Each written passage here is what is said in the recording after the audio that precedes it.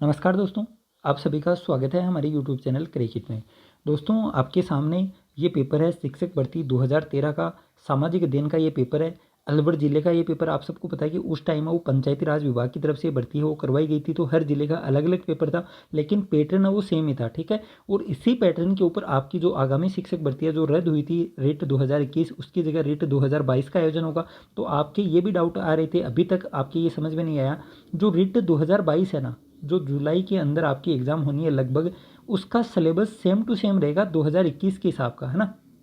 जो आपने रिट 2021 की एग्ज़ाम दी थी वही सिलेबस आपका रिट का रहने वाला है 2022 के अंदर। ठीक है, इसके अलावा ये कौन सा पेपर है, तो ये जो आप रिट 2022 जो पात्रता परीक्षा है इसका वेटेज मेरे हिसाब से 20% वो रहेगा आपकी मेन मेरिट के अंदर, है ना।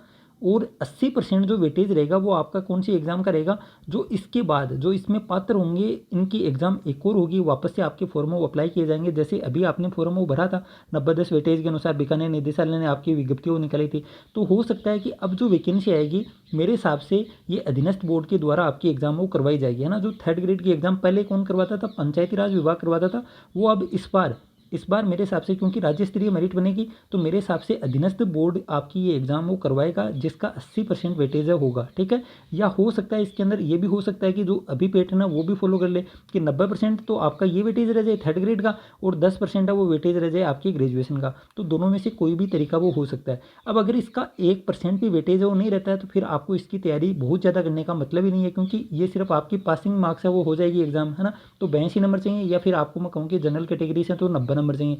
तो 90 नंबर लेकर आने में मेरे हिसाब से बहुत ज़्यादा पढ़ने की आवश्यकता वो नहीं है ना।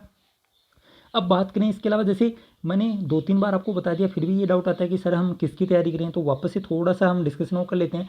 जो भी आप तैयारी कर रहे हैं, क्योंकि अभी आपने सामने ये स्थिति क्लियर नहीं है कि रिट की एग्ज़ाम तो कब होगी। ठीक है, अभी आपको सिर्फ इतना पता है कि जुलाई के अंदर होगी, लेकिन ऐसे कहने से नहीं होता है। लगभग एग्ज़ाम देनेंगे 25 लाख अभ्यर्थी, है ना। 25 लाख में से आप हो सकता है कि जैसे हाईकोर्ट ने लेवल 5 से बीएड वालों को बाहर कर दिया, तो ये संख्या फिर भी लगभग 18 से 20 लाख तो रहने वाली है ना। तो इतनी बड़ी एग्ज़ाम है वो एक महीने के अंदर तो होगी नहीं। अगर मार्च के लास्ट तक आपकी विज्ञप्ति आती है जो रिट वाली, और फिर फॉर्म अप्लाई किए जाते हैं, तो उसके बाद संभावना ये बनती है कि हाँ जून या जुलाई के अंदर वो एग्ज़ाम हो जाएगी। तो लगभग आप मार्च से लास्ट तक इंतज़ार करेंगे, और इंतज़ार से ज़्यादा अच्छा है कि जो आप अभी तैयारी कर रहे हैं, है ना, चाहे फर्स्ट ग्रेड हो चाहे सेकंड ग्रेड हो। मैंने देखा है ना, बच्चे हैं वो चले गए, फर्स्ट ग्रेड वाले भी चले गए, सेकंड ग्रेड वाले भी चले गए कि हम तो रिट की तैयारी है वो करेंगे, लेकिन अभी आपके सामने ये कन्फर्म नहीं है कि रिट का कोई वेटेज है वो रहेगा या नहीं रहेगा। अब अगर रिट का कोई वेटेज है ही नहीं तो आप जुलाई तक 6 महीने इस रिट को थोड़ी ना पढ़ेंगे, है ना। इस रिट के अंदर अगर आपका एक नंबर भी नहीं जुड़ेगा, सिर्फ आपको पास करना है, तो ये तो एक महीने के अंदर भी आप कर सकते हैं। इतना नॉलेज तो है आपके अंदर कि आप 82 नंबर वो ला सकते हैं, या फिर आप 90 नंबर वो ला सकते हैं। तो इसको पढ़ने का कोई फ़ायदा नहीं है ना। मार्च तक आपके सामने स्थिति वो क्लियर होगी, लेकिन ये जो 2 महीने आपके पास, या फिर मैं कहूँ कि ये जो 1.5 महीना आपके पास है, लगभग 40-45 दिन, इसका आप उपयोग कीजिए सेकंड ग्रेड के अंदर। या फिर अगर आप अभी तक फर्स्ट ग्रेड की तैयारी कर रहे हैं तो ये कोशिश कीजिए कि मैं अपना पूरा सिलेबस वो कर पाऊँ एक बार। ठीक है, अगर आप सिलेबस एक बार पूरा कर लेंगे तो आपकी फ़ायदा क्या होगा, फिर आप जो मान लीजिए रिट की एग्ज़ाम जुलाई के अंदर होती है ना, तो लगभग 15-20-30-35 दिन, अगर वेटेज नहीं रहता है तो 20 या 30 दिन बहुत होंगे, है ना, बहुत होंगे। आराम से आप 110 नंबर के आसपास वो पहुंच जाएंगे, अगर आपका पहले का नॉलेज ठीक है। ठीक है, आराम से आपके नंबर वो आ जाएंगे। और उसके तुरंत बाद, क्योंकि मार्च से लास्ट तक आपके सामने पूरी स्थिति वो क्लियर हो जाएगी कि आपकी फर्स्ट ग्रेड की एग्ज़ाम वो जुलाई अगस्त तक होनी है, या फिर सेकंड ग्रेड की एग्ज़ाम वो लगभग अक्टूबर नवंबर तक होनी है। और फिर मेरे हिसाब से इसका भी पूरा वर्गीकरण है कि कौन सी एग्ज़ाम, जैसे रीट की एग्ज़ाम वो जुलाई में होगी और आपका रिजल्ट मतलब है लगभग सितंबर तक आएगा। उसके बाद आपकी जो थर्ड ग्रेड का मतलब फॉर्म भरे जाएंगे वो इस दिन से इस दिन तक भरे जाएंगे, और आपकी एग्ज़ाम थर्ड ग्रेड की जनवरी या फरवरी में हो सकती है ना 2023 के अंदर। तो पूरा वर्गीकरण आपके सामने होगा, और आप अपने हिसाब से पहले रिट की तैयारी कर लेंगे, है ना। और अभी आप अगर ऐसे ही टाइम वेस्ट कर देंगे तो फिर आप सेकंड ग्रेड और फर्स्ट ग्रेड के अंदर बिना एग्जाम दिए ही बाहर हो जाएंगे, क्योंकि उसका सिलेबस भी ज़्यादा है ना, नेगेटिव मार्किंग भी है, सिलेबस ज़्यादा है, तो वो कवर नहीं हो पाएगा फिर 2 महीने के अंदर। तो अभी आप मौके का फ़ायदा उठा सकते हैं, दोनों हाथों में लड्डू आपको रखने पड़ेंगे। जो आप तैयारी कर रहे थे वो आप छोड़ नहीं सकते, और रिट को आप हाथ से जाने नहीं दे सकते, क्योंकि इसके अंदर आपने 3 साल वो खोए हैं। ठीक है, तो मेरा कहना माने तो मार्च तक जब तक विज्ञप्ति नहीं आ जाती रीट वाली या थर्ड ग्रेड वाली, पूरा कन्फर्म आपको नहीं पता लग जाए, तब तक आप जो भी अभी तक तैयारी कर रहे हैं वो उसमें लगे रहें, है ना। और कोशिश कीजिए कि वो पूरा सिलेबस आप कर पाएँ मार्च के लास्ट तक। उसके बाद आपके सामने तीनों एग्जाम की डेट होगी कि कौन सी एग्ज़ाम वो कब तक होगी, फर्स्ट ग्रेड वाली कब होगी, सेकंड ग्रेड वाली कब होगी, है ना, रेट वाली है वो कब होगी, और थर्ड ग्रेड की उसके बाद कब तक हो सकती है ना। तो फिर आप उसके हिसाब से वो डिसीजन लें, है ना। तो आपको दोनों हाथों में लड्डू लेकर चलने हैं और दोनों तैयारी वो करनी है, साथ साथ आराम से आप कर भी पाएंगे, है ना। अब बात करते हैं पूरे पेपर की। तो इसके अंदर आप देखेंगे खंड फर्स्ट है वो कौन सा है, राजस्थान का सामान्य दिन और समसामयिक घटनाएं। तो 1 से लेकर 20 तक क्वेश्चन आप देख लेना। ये तो है राजस्थान का सामान्य ज्ञान। इसके अंदर आप देखेंगे तो ये देखिए मतिरे की राड, तो ये इतिहास का प्रश्न भी है। इसके अलावा आप देखेंगे ये देखिए बिलों की घर है, तो सांस्कृतिक ज्ञान इसके अंदर भी है। बछड़े की पूजा की जाती है, तो सब कुछ आपको पढ़ना पड़ेगा। ये देखिए संविधान से संबंधित क्वेश्चन भी हैं। तो आपको मतलब ये है कि अगर आप रीट की तैयारी करें या फिर थर्ड ग्रेड की तैयारी करें, है ना, उसके अंदर आपको सबसे इंपॉर्टेंट क्या है, सबसे इंपॉर्टेंट है क्लास 6 से लेकर 10 तक वाली बुक, ये आपको पढ़नी है, चाहे आपका कोई भी सब्जेक्ट हो, ठीक है। और इसी में से पूरा पेपर आता है। आप अगर कोचिंग के भरोसे रह गए तो फिर कोचिंग वाले क्या करते हैं, चाहे आप आरएस का जीके पढ़ लो उनके पास, चाहे आप पटवारी का पढ़ लो, चाहे रीट का पढ़ लो, है ना, वो सेम ही पढ़ाते हैं, लाइन टू लाइन उनकी मिलती है ना।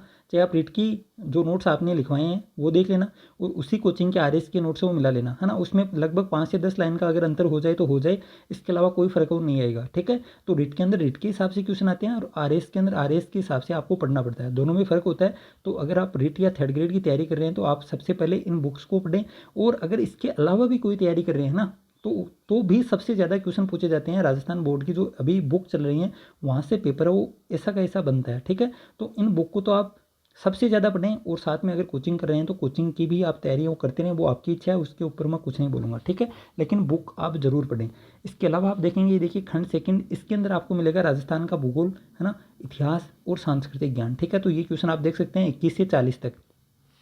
फिर आप 40 के बाद देखेंगे तो ये भी आपका डाउट पूछा गया था कि शैक्षिक मनोविज्ञान क्या होता है, बाल मनोविज्ञान क्या होता है। तो ये दोस्तों 40 नंबर से लेकर 41 नंबर से लेकर ये कौन सा आपका शैक्षिक मनोविज्ञान, ठीक है। इसके अंदर आप देखेंगे, ये देखिए मनोविज्ञान है तो सेम टू सेम है, इसके अंदर कुछ अलग नहीं है। जीन प्याजे के अनुसार संज्ञानात्मक विकास की अवस्थाएं, लेकिन क्वेश्चन मत देख लेना, है ना। आप ये इस भरोसे के अंदर मत रह जाना कि पेपर वो इसी प्रकार के क्वेश्चन वो पूछे जाएंगे। ये बात है 2013 की और आपकी एग्जाम होनी है 2022 के अंदर, ठीक है। तो लेवल के अंदर बहुत अंतर आपको देखने को मिलेगा। इस टाइम ये क्वेश्चन वो बहुत छोटे छोटे आपको लग रहे होंगे, यार इसके अंदर तो मेरे को सब कुछ आता है, लेकिन ये पेपर बहुत पहले का, ठीक है। तो ये देखिए, इसके अलावा आप देखेंगे फिर आपको चौथा जो खंड है वो मिलेगा बाल मनोविज्ञान का, है ना। ये देखिए बाल मनोविज्ञान के अंदर आप देखेंगे ADHD क्या है, ठीक है। एरिक्सन के अनुसार कौन सी अवस्था में बालकों को अधिक पहल करता है लेकिन बहुत सशक्त भी हो जाता है। तो ये छोटे छोटे क्वेश्चन जो इसके अंदर, जैसे आपकी अवस्था जो बाल्यावस्था है, नैतिक काल है ना, अधिगम है, यहाँ से क्वेश्चन वो पूछे जाते थे, ठीक है। एक तरीके से शैक्षिक मनोविज्ञान का ही भाग है ना, सेम टू सेम। ये देखिए लगभग वो वही क्वेश्चन यहाँ पे पूछे जाते हैं। फिर ये आता है आपका सब्जेक्ट का खंड 5, है ना, 81 नंबर से लेकर 140 तक आपके सब्जेक्ट के 60 क्वेश्चन आपको मिलेंगे। और जो सब्जेक्ट वाले क्वेश्चन है वो एक क्वेश्चन है वो 2 नंबर का होगा, ठीक है। तो ये 60 क्वेश्चन है वो 120 नंबर के होंगे। आप देख सकते हैं SST का पेपर वो इस प्रकार का था, अलवर जिले का। इसके अंदर आपको शिक्षण विधि के क्वेश्चन देखने को मिलेंगे या नहीं मिलेंगे वो आप चेक कर लेना, ठीक है। पूरा पेपर आप आराम से देख लेना, चाहे आपका कोई भी सब्जेक्ट हो, चाहे आप हिंदी से दें, चाहे आप साइंस मैथ से दें। आप साइंस मैथ में फ़र्क है वो क्या आएगा, साइंस मैथ में साइंस के 30 क्वेश्चन आपको मिलेंगे शायद, और मैथ के हैं वो 30 क्वेश्चन मिलेंगे, ठीक है।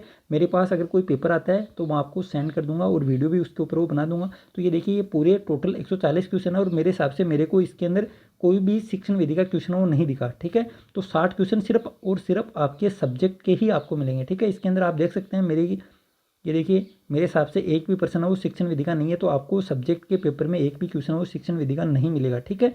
यही पैटर्न हर एक सब्जेक्ट के अंदर रहेगा, ओके। अब आपका और कोई पेपर अगर मेरे को कहीं से मिलता है, यूट्यूब के ऊपर मिलता है, या फिर मैं कहूँ कि टेलीग्राम चैनल के ऊपर अगर कहीं से मेरे पास कोई भेजता है तो मैं आपको प्रोवाइड करवा दूंगा, ठीक है। और अगर आपके पास भी कोई पेपर हो तो मेरे पास काफ़ी कमेंट आते हैं, आप भी अगर आपके पास कोई PDF है तो भेज सकते हैं। चैनल के ऊपर हर एक पोस्ट के नीचे कमेंट का ऑप्शन मिलता है, वहाँ पे कमेंट कर देना कि सर मेरे पास पेपर है, तो मैं आपको पर्सनली मैसेज कर दूंगा, ठीक है। और वहाँ पर आप PDF सेंड कर देना ताकि आपके भाई बहनों को भी ये पता लग जाए कि ये पेपर इस प्रकार का उस टाइम में वो पूछा गया था, ठीक है। तो मिलते हैं दोस्तों इस वीडियो में इतना ही। थैंक यू, जय हिंद, जय भारत।